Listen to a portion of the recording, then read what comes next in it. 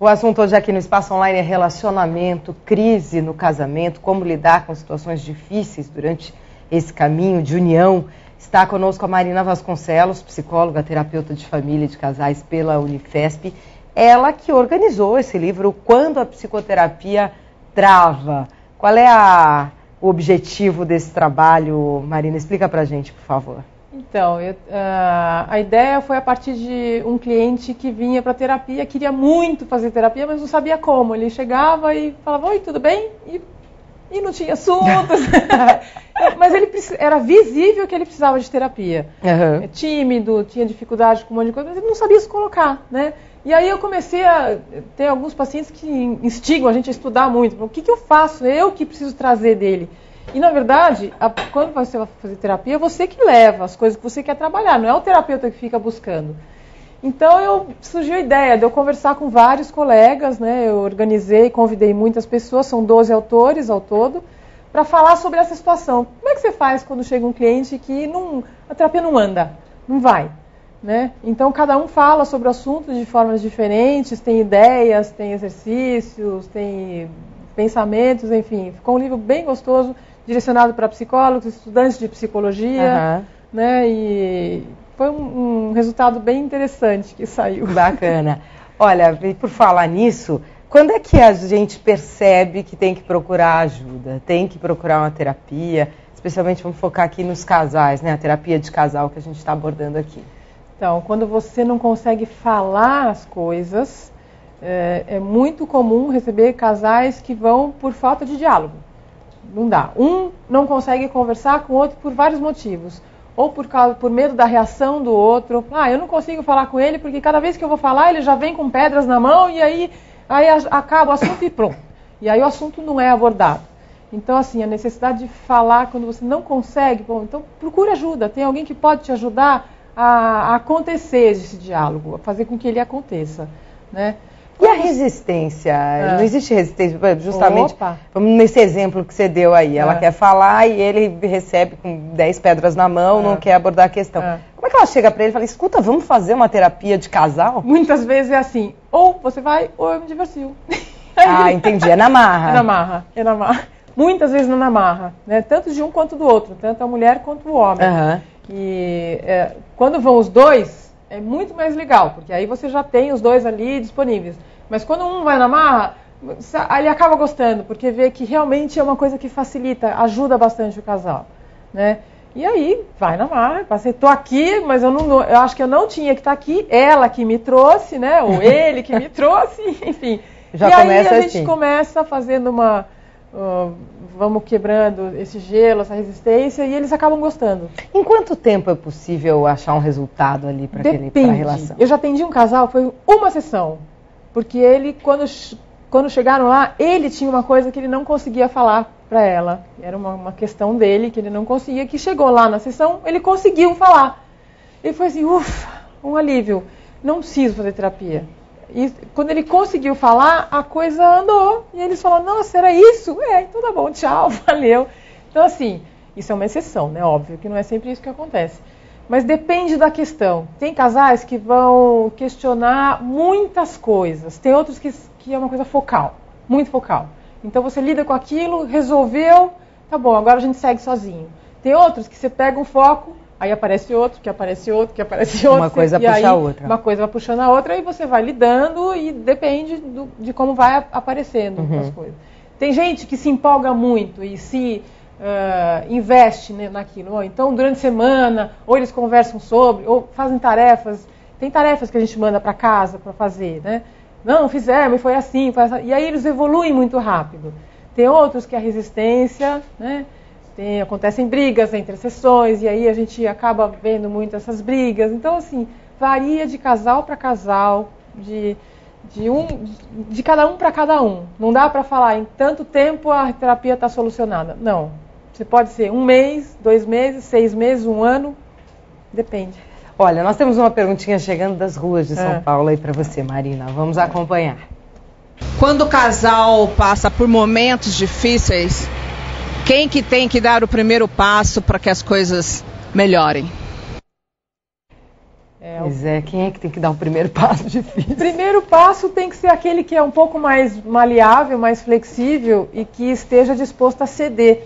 Porque tem até o título de um filme, Alguém Tem que Ceder, né? Porque o casamento é um momento onde você tem que abrir mão de coisas. Não adianta os dois quererem tudo ou os dois firmarem pé nas questões, porque senão vai dar muita briga. Então, alguém precisa ceder e falar, bom, não está legal, vamos procurar ajuda? Vamos fazer alguma coisa? Vamos conversar sobre isso? Vamos procurar uma terapia de casal? Não estou bem, não estou satisfeito.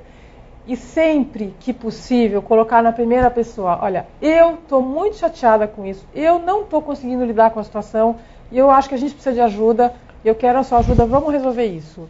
Então, colocar no eu e não ficar acusando o outro, olha, porque você é isso, você é aquilo, você... que aí você já agride e o outro já fica assim e já vai com as pedrinhas na mão, não leva. Então, se você colocar no eu, olha, eu realmente estou com dificuldade nesse casamento, não estou feliz, não está legal, isso e aquilo está me chateando, então vamos procurar ajuda que a gente está precisando, né? Olha, as participações aqui pelas redes sociais, por exemplo, a Fátima Pereira faz um desabafo, que ela disse que trabalhava, entregava todo o salário para ajudar a pagar as despesas, fazer uma poupança para o casal. Aí ela descobriu que estava sendo traída. Se separou, não teve direito à divisão da poupança do casal e confiava, nunca pediu comprovantes de depósito, enfim. Ela faz um desabafo aqui de uma relação que não deu certo.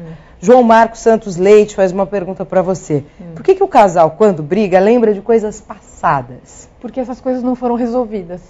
Quando você resolve uma situação, ok, dá para superar e seguir adiante. Se você briga e não resolve, aquilo vai voltar. Com certeza vai voltar. Então, coisas passadas são coisas mal resolvidas que voltam na discussão, naquele calor do momento, porque aquele dia... mas aquele dia foi há tantos anos, mas eu lembro... E aí vem tudo, e aí vira uma bola de neve, é um horror. Por quê? Porque aquele dia não foi resolvido lá atrás. Então, assim, tem pessoas que não conseguem resolver na hora. Porque ele é extremamente nervoso, ou ela, e aí eles precisam de um tempo. Não vamos resolver isso agora. Deixa eu abaixar a bola. Tá bom. Saudável. Contanto que volte no dia seguinte, ou 2 dias depois, e volte para a questão, quando já tiver baixada a poeira, e resolva a questão. Olha, vamos conversar agora sobre isso? Aquela hora, tudo bem, eu estava nervosa, desculpa aí, aquele palavrão saiu sem querer, sei lá, peça desculpas e vamos conversar. Aconteceu isso, isso, isso. Se isso não acontecer, vai ficar engasgado, né? Porque não foi resolvido. No primeiro atrito vai sair. No primeiro atrito aquilo volta. Volta com mais força ainda, porque está engasgado e vai alimentando dentro aquele rancor, aquela mágoa. Então precisa resolver. Bom, os amigos, qual é o papel dos amigos na relação? Eles atrapalham, ajudam a relação? Como é que é isso? Os amigos ajudam muito. Ninguém vive sozinho, isolado no mundo. Então, é muito saudável ter uma rede social de amigos de verdade, não só virtuais, né? Que você saia com os amigos, receber os amigos em casa, conversar, porque trocar relações, né?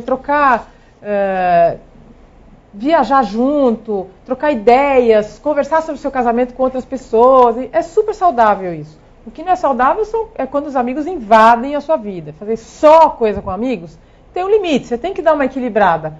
Sair sozinha com o marido, com a esposa, e também sair com os amigos, porque precisa dos dois momentos, né? É complicado morar em São Paulo, por exemplo, e conseguir sair com os amigos, sair sozinho, sair com a família, assim, é muita coisa. Mas o ideal é a gente dividir, né? Os amigos são muito saudáveis, eles acrescentam, enriquecem a vida, porque só dois acaba minando, fica muito pobre, né? Cansativo, né? Faz parte rir com os outros, contar piada, né? Se divertir, faz parte, é super importante. Olha, no primeiro bloco você falou do sexo, né, como uma coisa muito importante para o relacionamento. Como é que fica o sexo na terceira idade? Como é que os casais estão lidando com isso hoje? O sexo naturalmente diminui. Isso é fato, não tem problema nenhum. Mas ele não acaba, é raro ele acabar. Se você quiser que ele continue, ele continua, né? Não se vê...